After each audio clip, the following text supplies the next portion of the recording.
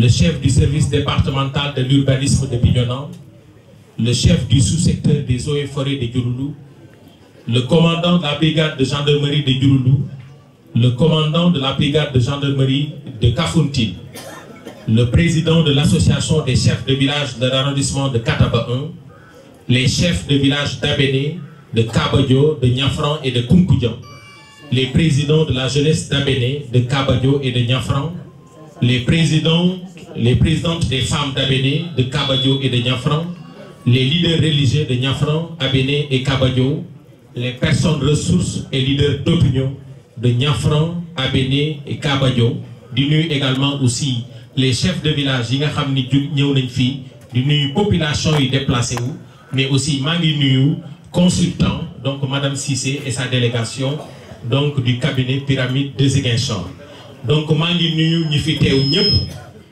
di wax ni ndaje biñ fi dajale tey muy l'audience publique consacrée à la deuxième phase du projet d'exploitation de minerais lourds par la société G100 damay leeral ne audience publique suite logique la ci projet d'exploitation parce que étape bu nekk dafa am lu mu laaj bi ñu defee étude d'impact environnemental et social bi ñu ci jógee dañoo def ce qu'on appelle la validation par les services techniques au niveau de Ziguinchor donc audience publique bi ñu fi tax a ñëw tey étape la boo xam ni dafa bokk ci code de l'environnement parce que Sénégal dafa tëgg ay loi ay décret mais aussi ñu def ay code pour ñëpp ñu mën ci tënku donc audience publique nag dañuy déglu population du loo xam ni dañuy ñëw ne lii ak lii la yéen la ñuy déglu consultation la su ko defee ñu jox leen kàddu bi ngeen wax seen xalaat wax seen préoccupation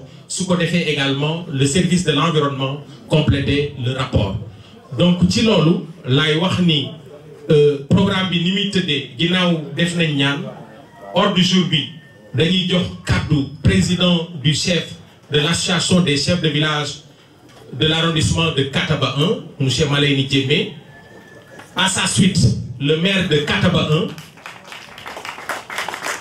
1 le maire de Kafountine le direct de Ziguinchor ñu jox kàddu bi le consultant bu ñu jógee ci consultant nag dañuy ubbi débat boobu nag mooy yéen la ñuy déglu ñu jox leen kàddu bi bu ñu jógee ci loolu ñu répondre question yi nga xam ni jib na fi su ko defee ñu terminer par l'approbation sociale donc loolu mooy programme bi nga xamante ni moo ñu fi taxa ñëw tey lu jëm ci wàllu audience publique bi nga xam ni pour la deuxième phase du projet d'exploitation des minerais lourds par la société G100 donc damay jox kàddu gi le président de l'association des chefs de village de l'arrondissement de Kataba 1 monsieur Malayni Diémé. Messieurs les autorités administratives, coutumières et religieuses, mes chers camarades de misère que sont les chefs de village, mesdames, mesdemoiselles et messieurs, bonjour.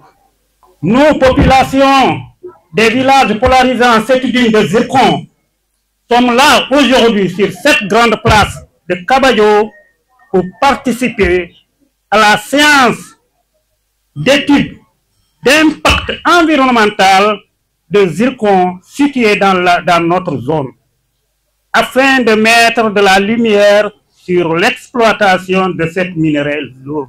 Nous sommes prêts à accompagner l'État dans son processus d'exploitation de cette minerai par la société G100.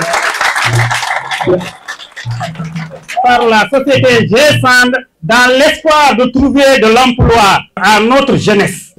Je ne peux terminer mes propos sans pour autant remercier au fond du cœur à tous ceux qui, de loin comme de proche, ont contribué pour la réussite de cette exploitation de minerais lourds par la société G100. di leen ne population Fogni Diabankunda ñoo déposé doléance dañoo bëgg développement donc ñun mairie Kafountine commune Kafountine ñu ngi ci biir du ñu nekk ci ginnaaw donc comme population lii leen bëgg ñun ànd nañ ak ñoom maa ngi leen sant di leen gërëm. nee naa affaire zircon amul benn danger bu fa nekk parce que tey ku dem foofu fu ñu exploité zircon bi boo fa taxawee sax bu ñu la nee fii lañ fi exploité woon da ngay nee déedéet parce que ça dañoo def foofu benn reboisement ñun ak waa autorité yu eaux et forêt bon nag nee naa loolu amul benn ragal bu fa nekk parce que tey bu amoon danger tey ñun waa Abéné duñ ko nangu parce que balaa ñuy accepter lii ñii suñu chef de village ak ñeneen dem nañu si ñeneen ñi nga xam ne exploité nañu foofu zircon gisuñu fa benn danger ñu ngi am ndox bu sell bu ñuy naan suñu faro yaa ngi noonu toog nañ 30 ans faro yooyu kenn bayu ko tey faro yaa ngi ni leen xool faro yi ni ñu mel ñun jigéen ñi si suñu bopp ñu ñoo demoon ci reboisement bi tey liñ fa planté yëpp mu ngi nii jóg na tey suñu faro yaa ngi nii am na ceeb jëmbat nañ ko góob rek moos te bés buñ koy góob tamit ñëpp dinañu dem assister góob bi nee naa nañu bàyyi Zinsane dem liggéey avancement la ñu bëgg avancement la ñu bëgg. Montrer ma position, je suis prenant pour l'exploitation des zircons en tant que jeune du village de Kabadjo. Montrer que je suis environnementaliste, personne ne peut nier ça au niveau départemental de Bignona. J'ai assisté pratiquement à 90% des réunions environnementales. C'est moi qui paye mes billets aller-retour gratuitement. Donc, si l'avantage est à côté de moi, je pensais qu'il est grand temps de dire la vérité. Je fais partie des gens qui chaque année labourent au minimum 2 à 3 hectares à Niafran. Personne ne peut nier ça. Moi, mes parents, mes grands-parents sont de Niafran. Jusqu'à demain, j'ai mes rizettes à Niafran. Et dire à l'opinion nationale, internationale, que le tourisme balnéaire ne peut développer aucun secteur dans ce pays. Il n'y a pas un campement qui peut garantir un emploi d'1 mois à un jeune dans la localité. Vous pensez qu'on va rester dans ça? Nous aussi, on a besoin de développer comme tout le monde. Monsieur le sous-préfet, demandez au président de la République. Jules Con, nous d'accord pour nous exploiter tey ñu exploiter suba. Wax naa ko Abéné su ngeen xañee waa G30 ngeen bëgg a jox ay yeneen société zéro zircon waaw maa ko wax su ngeen xañee G30 ngeen jox ay yeneen société ñun tamit dañu opposé zéro zircon ñun G30 la ñuy gis loolu la ñu gis seen programme bi su ma wax ji du gudd nga wax su président de la République ñun daal d'accord nañu zircon bi exploité ñëpp ànd na ci gis nañ suñu bopp. Parce que investisseur bi muy defoon ci suñu zircon bi premier site bi ñun gis nañu ko te duñu bëgg loolu ñun nit ñi yàq loolu duñu d'accord loolu. ñun jigéen yi ñoo gën a soxla sax zircon bi ñu exploité ko. ñun on est pour le zircon de développement lañ si gis suñu xale mën ca liggéey ñun njëriñ seen waajur yi ndax exemple baa ngi nii man sama doom nekkul Abéné mais mu ngi liggéey fee mu ngi liggéey Abéné.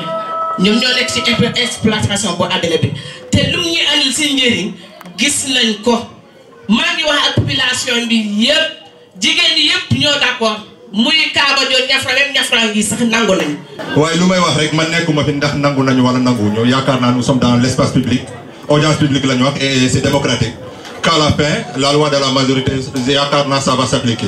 Donc le débat ne se trouve pas nangu nañ nanguwuñu ñëpp gis ci seen bopp ndaw yi gis ci seen bopp loolu laa bëgg a wax. J'insiste sur la loi de la majorité. On est 3 villages ou voire 4 villages ici. J'aimerais au terme de cette séance que la loi de la majorité soit appliquée. Je crois bien que la population de Kabadjo, la population d'Abéné, la population des villages qui polarisent la ville font confiance au service technique. Font confiance au service technique. Les populations ne se sont pas levées comme ça pour accepter l'exploitation du zircon. Les populations ont visité d'abord le site de Diogo. On a été à Diogo pour voir en réalité quels sont les impacts négatifs de cette exploitation-là. Après Diogo, on a fait le tour de la Gambie. C'est à partir de là que les populations ont fait une prise de conscience pour dire que maintenant on va faire confiance aux autorités techniques qui puissent faire une évaluation environnementale afin que la population puisse se prononcer. Donc on voit que l'utilité de ce débat-là, c'est ça. Les services techniques se sont prononcés par rapport à ça. Ils n'ont pas dit que si on exploite, la mer va avancer. Ils n'ont pas dit que si on exploite, que la nappe sera tarie. Et ne pas dire que si on l'exploite, la nappe sera affaissée. Donc, les rizières seront gâtées. Ils n'ont pas dit tout ça. Comme soyez sincères, améliorez votre discours, allez vers des recherches, ne restez pas dans l'histoire. Progressez-vous, chers camarades, chers amis. Le développement ne peut se faire qu'en notre exploitation. Il faut qu'on accepte de progresser. Bon, donc, l'article du Jodok, l'article 103, tamit moom day wax ci réhabilitation. Donc, képp ku exploiter, il faut mu réhabiliter. Donc, tey fépp foo xam ne maanaam société bi gas na il faut mu réhabiliter ko. Et je pense que première phase bi ñun ñu ngi ubbiwoon nañ si ñu gët bi ñu pare nañu pour xool ndax réhabiliter nañ ko. Et je pense que loolu moom ñëpp gis nañ ko du loo xam ne dañ koo sos boo demee Abéné à part fi darak bi nekk lépp réhabilité nañ ko maanaam lépp suul nañ ko ba jëmbat ci ay garab donc loolu la ñuy xaar ci société yi fépp foo jaar ba gas ko nga suul ko ba nit du mën a xàmmee ci sax ne fii mos nañ fay gas def leen étude d'impact bi duñ ko valider avec les services techniques aller vers l'audience publique et je pense que ñoom ci processus boobu lañ nekk. Parce que ça c'est le directeur qui le dit, il est ouvert à s'ouvrir à nous. Le directeur, lui également, est ouvert et à discuter des préoccupations. Nous l'avons fait à travers un protocole qu'on a signé avec Abéné. Il est aussi là pour le faire avec les autres villages. Mais nous allons essayer d'inclure les autorités comme ça a été suggéré. Mais le directeur vous dit, il est ouvert à ces discussions-là. Rapprochez-vous et vraiment, ces inquiétudes que vous avez, je pense. Donc, nous sommes ouverts à l'ensemble des villages. Merci déjà à vous tous pour la présence. Ça, c'est les mots du directeur maintenant, qui remercie toute la population. Depuis 1 an, il est là. Vous l'avez bien accueilli. Il vous remercie. Il renouvelle encore une fois son ouverture à ces discussions et à vouloir continuer de la plus belle manière de travailler avec vous tous. Rencontre bu mel nii waa Niafran ak waa Kabadio ak yeneen dëkk ñu nekk gën a jéem ñi discuter. C'est important. Il faut ñu dépasser comme ni ñu ko waxee fii man fii laa bokk man fii laa bokk. Ñu utile l'intérêt général. Rencontre bu mel nii waa Niafran ak waa Kabadio ak yeneen dëkk ñu nekk gën a jéem ñi discuter. C'est important. Il faut ñu dépasser comme ni ñu ko waxee fii man fii laa bokk man fii laa bokk. Ñu utile l'intérêt général. La cohésion sociale c'est important. Tant que nous demandons, bu ñu wootee Kabadio ñu dem Kabadio bu ñu wootee Niafran ñu dem Kabadio ñii ñu ne ñun dañu dem fële parce que c'est un problème. te loolu du ñu tax a dem fenn sur place rek la ñuy def te loolu dina freiner notre développement. ma yokk ci man bu ma commencé di dox ci mbir bi yàgg na. Quand le Premier ministre a demandé, l'a dit en public, que le zircon, s'il faut l'exploiter, on doit l'exploiter. Dans mon sol, je me déplacé, je les ai convoqués, je suis venu avec eux. Je suis le Premier ministre par rapport au zircon. Mais en tant que maire, je suis venu avec eux, c'est un problème. Comme ça, on va remonter ce problème. Si c'est nécessaire, exploiter parce que l'État dit qu'il y a un problème, on va exploiter. Parce que c'est l'intérêt général. C'est l'intérêt général.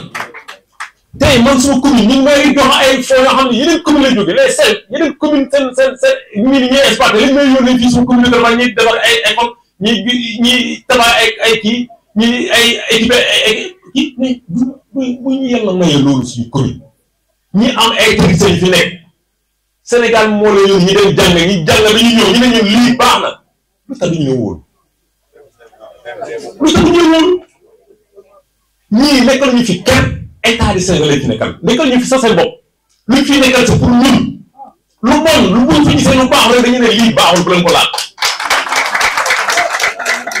mais dem nañu seen étude def seen lépp ñu ngi ni lii parce que le problème de l'eau wax nañ ko ne war nañu naka la ñuy def pour ñu éviter problème yi problème bi ñu tam boo xam ne moom la ñu ragal war nañu naka la ñuy def pour ñu éviter problème boobu donc il faut qu'on avance man mii di wax ak yéen man j'étais contre mais au fur et à mesure comme même fois may am information may gis un parent très proche boo xam ne su ma oncle maternel moom naan ko su ma yemoon naan ko jox moom ne moom moo doon expliquer lu leer ci bi ci laa commencé di changer parce que nit aussi bu nekk bu stagné boo gisee loo xam ne vraiment li nga xalaatoon du loolu ñu ñëw ñu jox la ay firnde ñu expliquer li nga jàppoon du loolu te war nga avancer defe naa ñun commune Kataba dañoo war a avancer par rapport au projet du ZIRCON lépp loo xam ne ay la dame a présenté ici lépp ñu ragal wax na ko comment on va éviter ça les autres services ñi fi nekk yëpp war nañu comment éviter ça donc lan moo ñu war a tey ñaan naa vraiment surtout le pacte social là entre les communautés jàmm dellu si parce que lii yàq na suñu diggante te baaxul suñu ñun maa ngi remercier vraiment waa société civile ils ont vraiment travaillé ma Diop maa ngi leen di sant du toog ngeen fii dugg ngeen fii seen mooy ngeen di ñëw ngeen ñuy jàppale pour ñu mën a avancer nekk leen fi nag pour waaw pour dégg mais pour orienter ñi pour ñu gis lan moo gën ci ñun defe naa sax ba mu ñu waree dugg ci naka la ñuy defaree ndiggante yi yéen seen walla am na ci doole man je vous invite à aller avec nous en tout cas en tant que maire pare naa avec toutes les couches possibles pour ñu dem dans le cadre de ZIRCON et aussi ñu toog entre les communautés ñu waxtaan ñu defal suñu diggante. kon li ci des mooy approbation sociale du projet d'exploitation approbation nag sociale am na ñoo xam ni dañuy yëkkati loxo am ñoo xam ni dañuy tàccu pour l'approbation sociale ñu yëkkati loxo donc ñan ñoo xamante ni d'accord nañ ci projet d'exploitation.